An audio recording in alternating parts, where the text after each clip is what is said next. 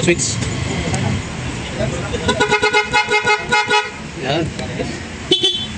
Ayos. Double contact ko. Ayos. Ngayon mga dul, meron tayong Yamaha Lexi dito mga dul.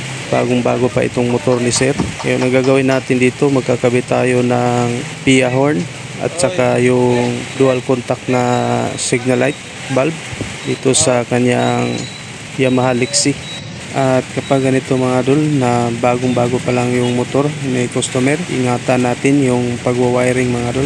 Kailangan natin ingatan yung mga wire para maiwasan natin na mag-grounded. Ito yung mga ilaw, double contact para sa signal light. Dual contact yellow and red. Pulse horn, loud horn natin. Tunahan natin yung stock.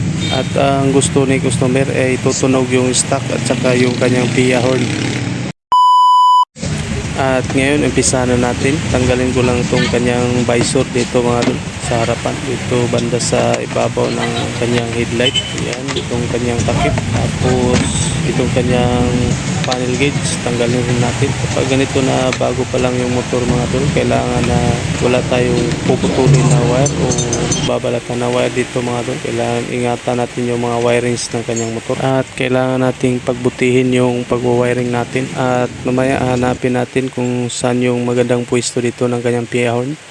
Yung dual contact, yung signal light, yellow at saka red. Wire 6 meters. Fuse, halo switch, saka socket. Tapos relay, horn, loud horn, saka electrical tape.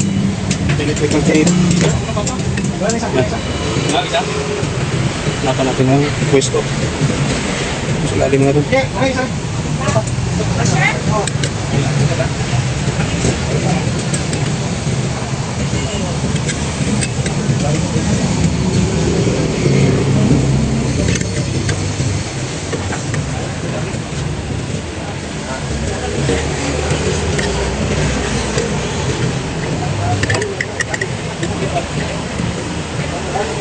Ayan mga rin. Nahanap na natin kung saan natin ikakabit. Dito lang mga rin. Tapos yung isa dito sa gilid. Hindi tatama yung mga wire. Ayan. Si dual contact ito mga rin.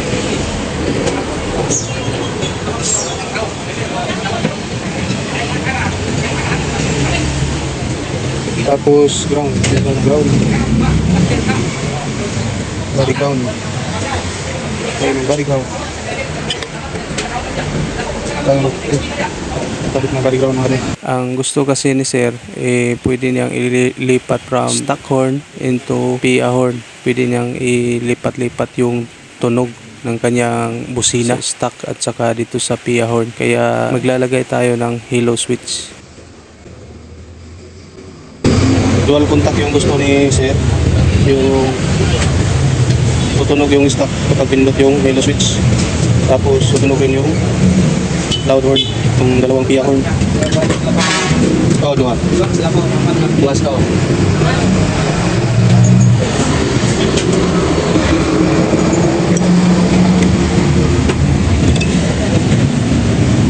Ito lang yung ginagawa ko mga rin. Para di siya basta natanggal. Kasi yung horn socket, luluwag sa katagalan. Kaya wire-to-wire yung Yamaha Lexi. Ay, wala na ko na bangat.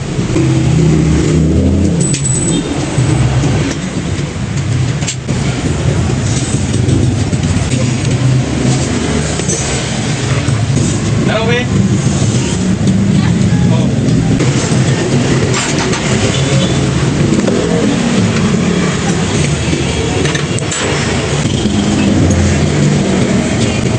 Ayan na yung sa loob. Yan.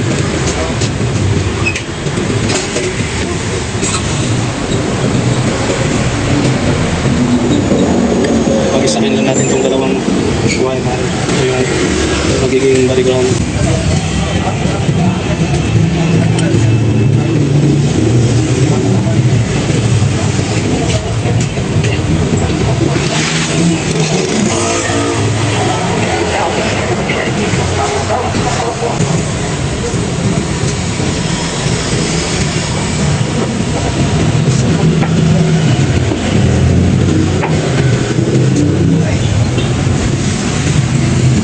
Tapos ito kanyang relay.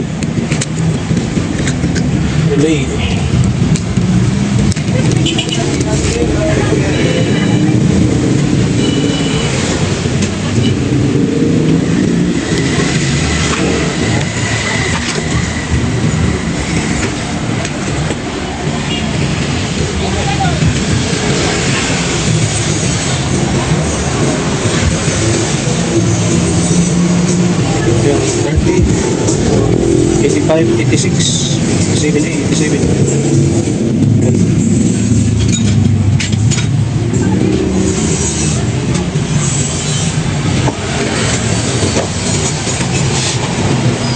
Saan lang natin ito? 87.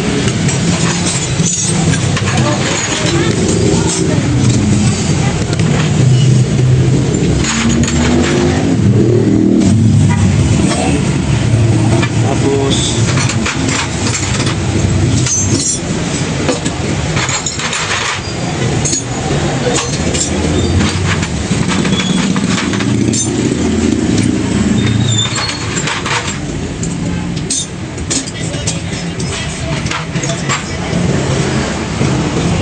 ito yung ikakabit natin sa type sa fuse.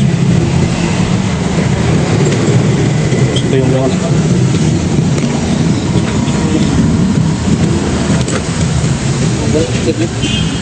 Ada.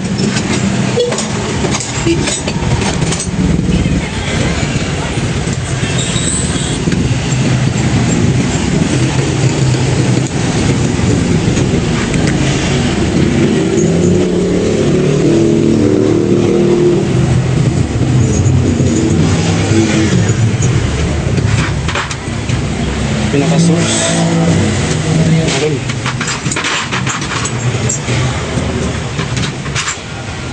Yan.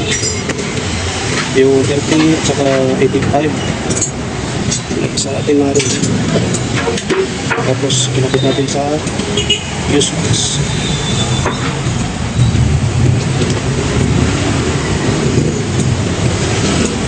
Kailangan lagyan natin ng fuse mga rin para safety. Itong mga wirings.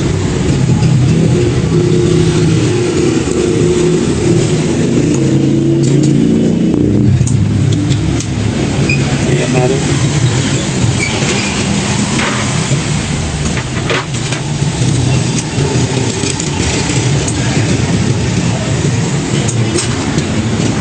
Tsaka madali lang magpalit ng fuse. Kasi dito natin siya ilalagay sa badang taas. Ito na yung kanyang connection na rin. Ito yung patungo sa live. Doon tayo kukuha ng live sa kanyang doon sa accessories. Doon sa mga sakit niya na stock. Ayan.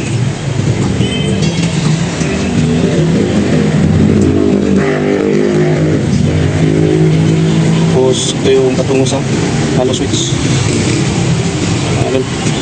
Tugtungan lang natin ito ng wire.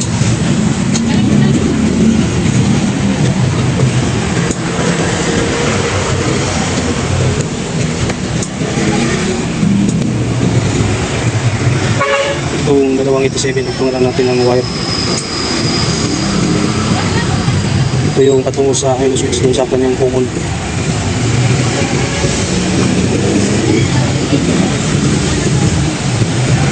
Tsaka yung rate ng yellow switch, yan yung kanyang ilaw. Pwede tayong kumuha dito sa kanyang fuse. Tingnan natin yung pin C, normally close, normally open, pin O, common. Common itong nasa bandang itaas. Kung nakaganito siya nga rin. Ayan. Kulay dilaw.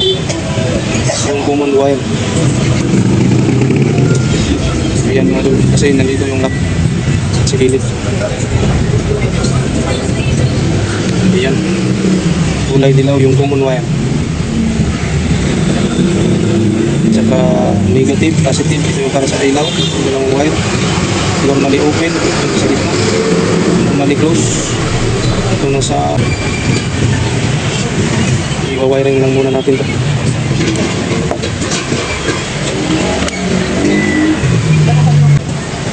Hanap lang tayo ng body ground dito mga idol. Dito tayo magkakabit ng body ground.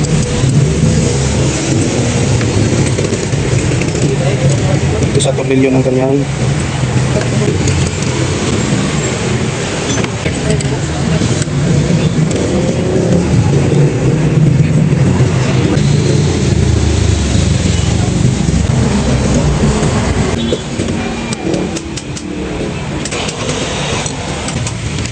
ayan. Tapos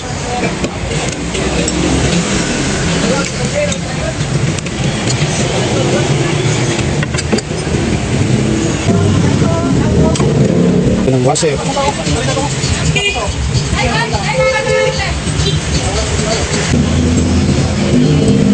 Ayan mga idol, higpit na yung body ground natin.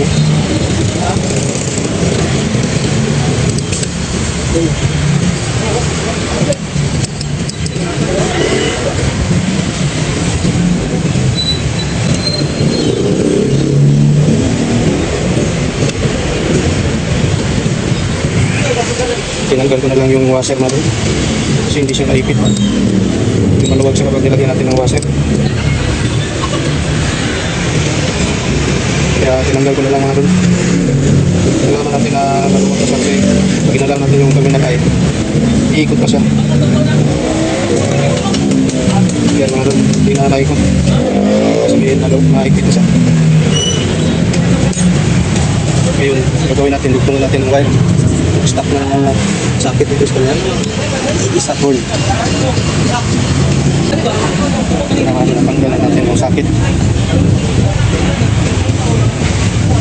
Yung kulay brown, ito po yung positive, yung negative, yung kulay pink. Dito sa yung halixin. Gagawin natin tatagusin natin sa itaas. Yung kanyang fuse. Yan.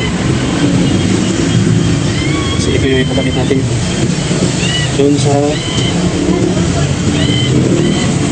positive, doon sa kulay brown wire ng kanyang stock na cord. Ayan.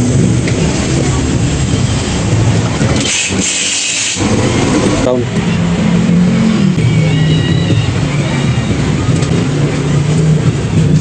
Lagyan natin ng lock electrical tape para hindi mahugot. Kaya importante talaga na sige na mabuti. Tapos tungan lang natin ng wire. Itong kulay pulan wire ng relay. So ito yung number 86. Ito yung ground. Sisibit.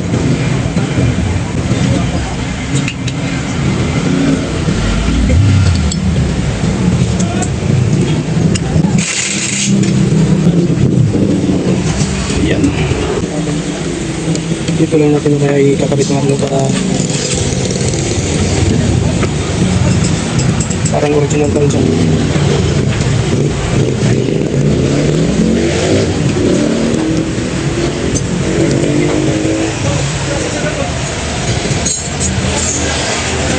Yung kulay naman nagamit sa fuse. Ito yung number 30 at saka number 85 ito pinagsama.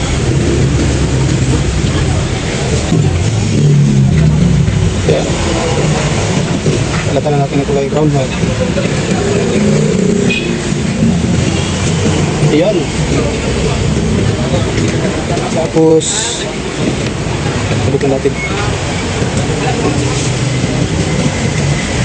yung galing sa ating fuse na galing din sa pinagsamang number 30 at saka 85 na ating relay.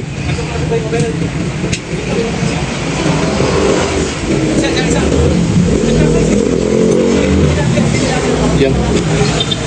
Tapos po sa kabila. Yung number 56, ito yung ground. Dito sa ating relay. Ito yung ikakabit natin sa kulay pink na wire na galing sa ating phone switch. Sa ating phone socket na stock. So itong kulay pink dito sa Yamaha. Ito yung ground ng kanyang kusina sa stock na oil.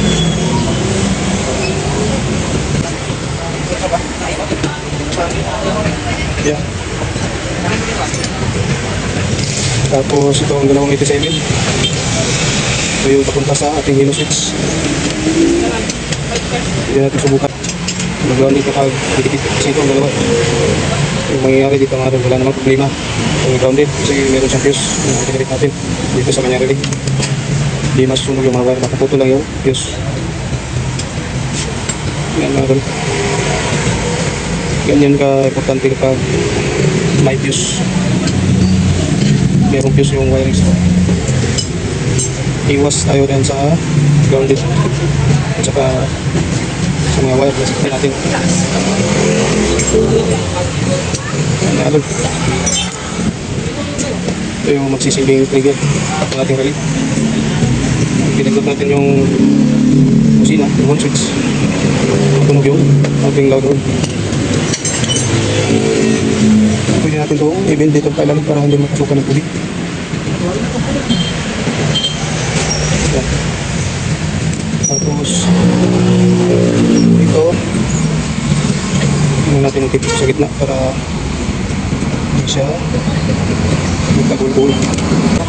Yan ang purpose ng hilo switch para pwede natin ilipat yung ating kusina. Pwede natin ilipat sa stock. I-bend lang natin itong ating body ground yung kanyang light para hindi siya patama kapag i-build po natin. Muna yung Lexi, Yamaha Lexi. Tapos pag-isahin lang natin itong dalawang wire. Isa rin mahaba itong wire na ito. Mamaya na lang natin tutulan. Halo switch, common wire. Yung common kulay dilaw, C-N-O-N-C, kulay dilaw yung common wire dito. Ayan, ito natin ikakabit yung galing sa ating relay.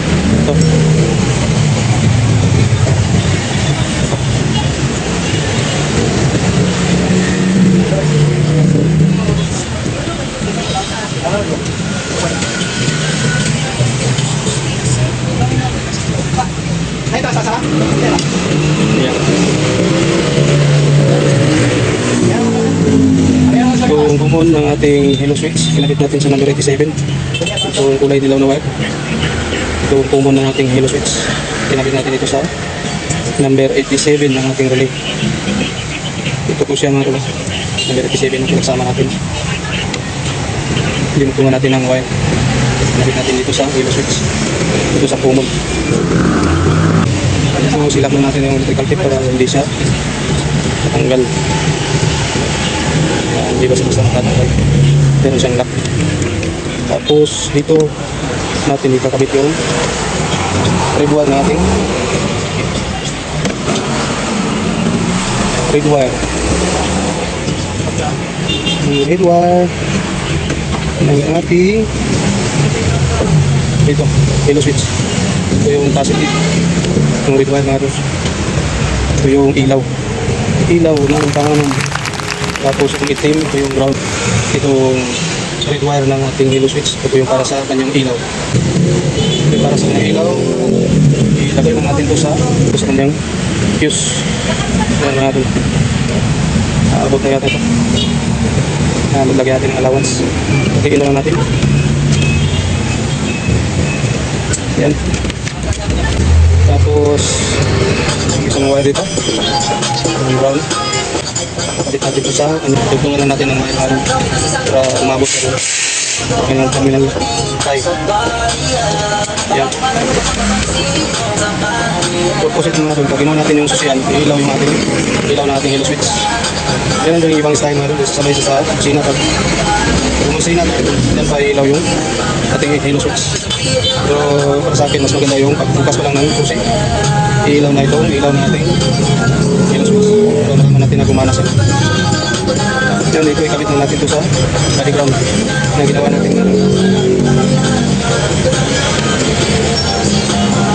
Hindi natin balatan ito ng konti dito sa gilid. Ito natin siya kakabit. Kasi nahuli siya eh. Dapat sa susunod. Wala nga rin tatlong wire yung iipit natin dito sa ating terminal I. Kasi medyo matagal na tayo hindi nakapagkabit ng dual contact horn, yung loud horn at saka stop horn. Kaya kalimutan natin yung mga dapat gawin na rin. Wala naman problema ito nga rin. Paglikit sa kaha, itong dito na wire. Kasi ayan, itong kulay itim na wire. Kinabit natin doon sa terminal I. Sa body ground. Yun, itong ulan na wire. Ulang wire, kakabit natin dito sa kanyang fuse. Masamahin natin siya dito nga doon. Gumana pa siya. Ayan. Kabit na natin yung red wire. Saka yung black wire na nating halo switch. Dalawa na lang yung natira natin. Yung dito sa ating halo switch, dalawang wire na lang yung natira. Yung normally open at saka normally close. Yung green at saka white. Yung white wire, yan yung normally open natin. Yun, ilak na natin. Pwede natin ilak. Ito yung natin dito sa pinabit natin dito sa fuse na mga wire na natira sa kanyang halo switch. Yung normally open at saka normally close para sa kanyang palipat-lipat sa kanyang tunog. May lipat-lipat natin yung tunog yung red. Yung normally close, stock yung ilalagay natin sa normally close para palagi siyang nakakabit sa stock. Ayan, ikabit na natin sa normally open.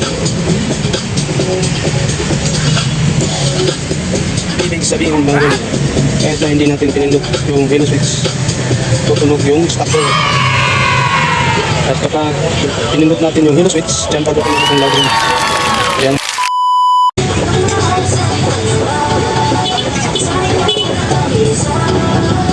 Kulang yung 6 meters mga rin.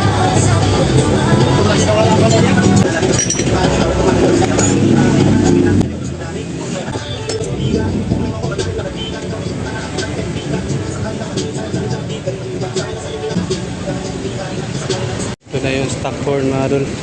Kinabit natin sa normally close. Isang wire. Tapos yung wire naman dito, ito natin ikakabit sa ground. Ayan mga rin. Ground wire.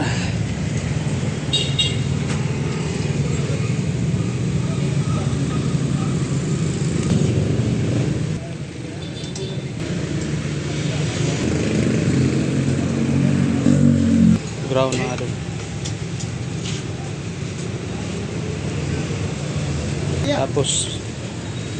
Tapos dito mamaya mga doon, subukan natin.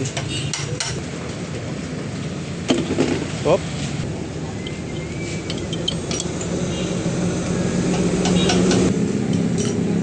Yan, mahigpit na. Tapos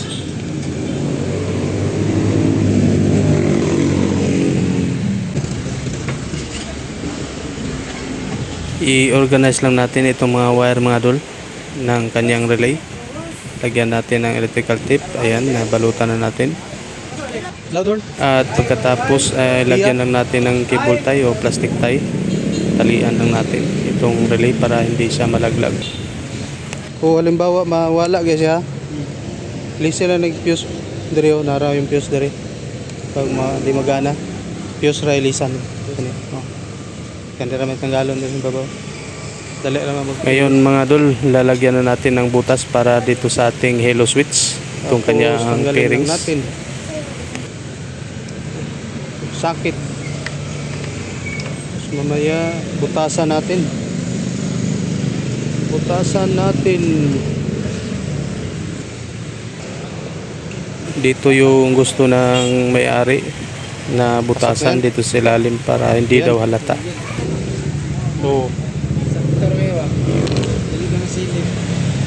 Ito yung tsura niya mga dulo. Sakto-sakto lang siya dito. Yan. Yan yun.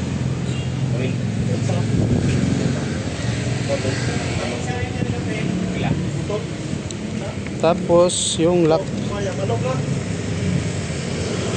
Yung lock niya nasa bandang itaas. Yung lock.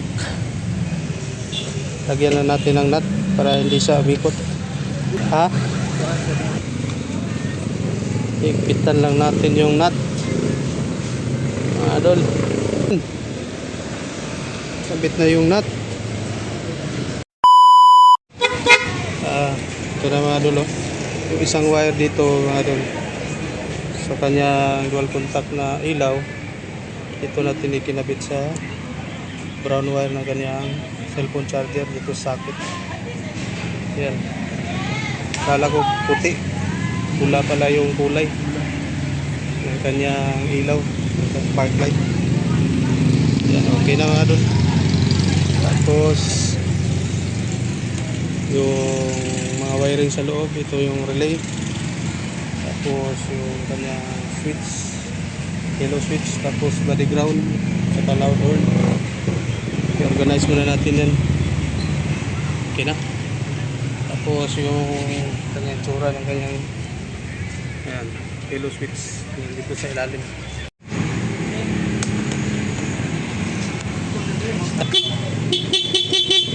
Switch.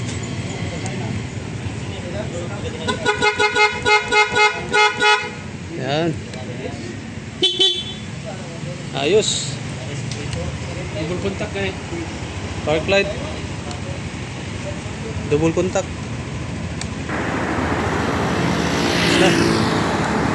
Double contact ko.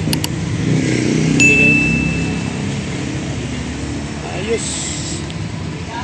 Okay na mga idol.